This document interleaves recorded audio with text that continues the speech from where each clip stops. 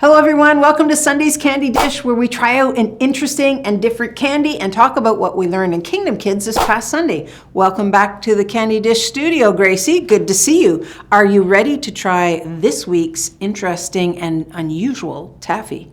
Yes, I am. All right, go ahead and take a bite. It's brown, green, white. So tell me what you think the flavor is and what you think about it. It tastes like cinnamon a little bit. A little cinnamon, that's probably in the brown stuff, eh? What about that green part? Can you tell what flavor's in there? No, it tastes like all the same. You maybe eat it at Thanksgiving. It's apple pie. Oh yeah, get it? You get it now? Yeah. Do you like it? Yeah. Yeah? Excellent. Well, you could also have one of these apple pie candies if you message me the clue right up here.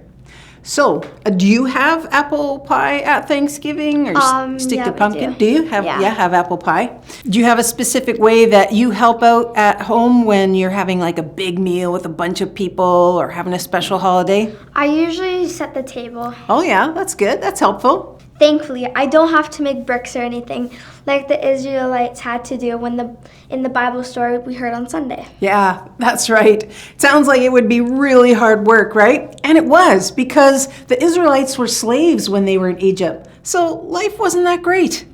Which makes it even harder to understand why they complained when they left Egypt. Yes, it does.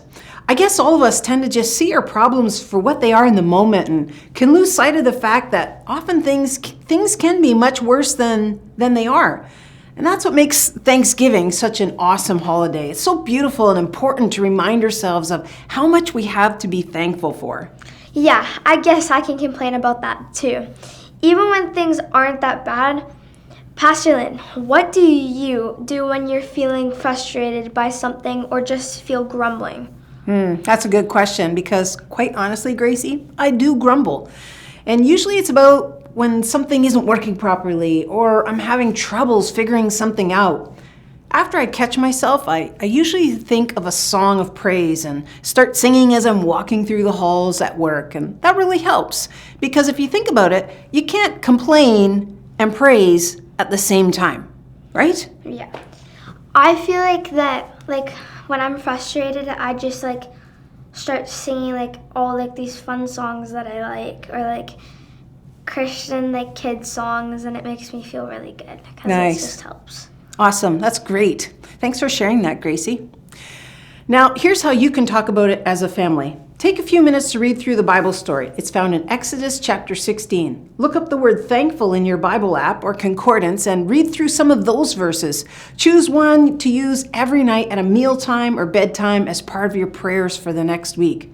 Maybe you want to use the one we learned this past Sunday. It's found in 1 Thessalonians 5:18, which says, Give thanks no matter what happens. That's not easy. No, it's not.